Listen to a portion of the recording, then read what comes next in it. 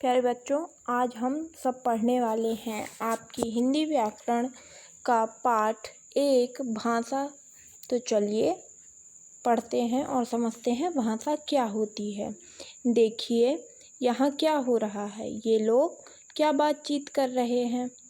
माँ मैं चित्रकला में प्रथम आया, देखिए। शाबाश, ये तो बहुत अच्छी बात है। इस बारे में अपनी नानी जी को पत्र जरूर लिखना।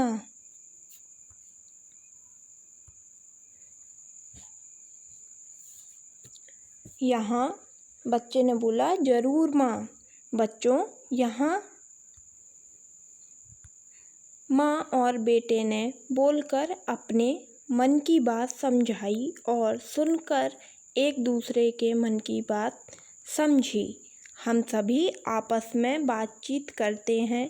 हर व्यक्ति अपने मन की बात दूसरों से कहना चाहता है और दूसरों की बात सुनना चाहता है।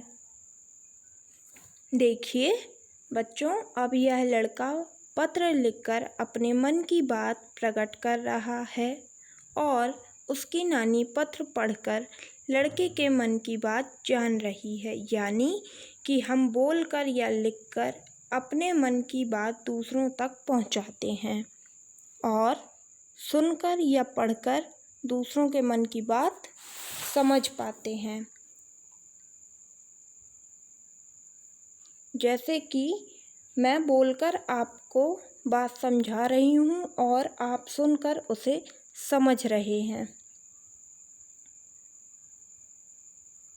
बोलना, पढ़ना, लिखना, इन तीनों में ही भाषा की आवश्यकता पड़ती है, जिसके द्वारा भाषा वह साधन है जिसके द्वारा हम अपने मन की बात दूसरों तक पहुंचाते हैं और दूसरों के मन की बात समझते हैं।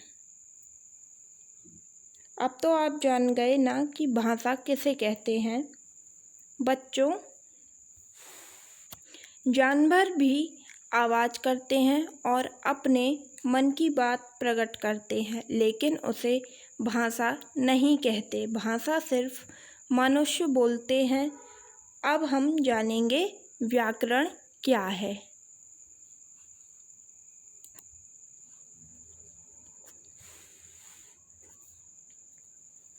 देखिए ये बच्चे कुछ बोल रहे हैं।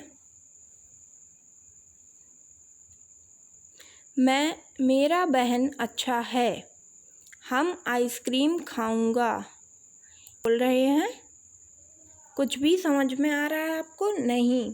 अब देखेंगे कि व्याकरण का यूज हम इनमें कैसे करते हैं।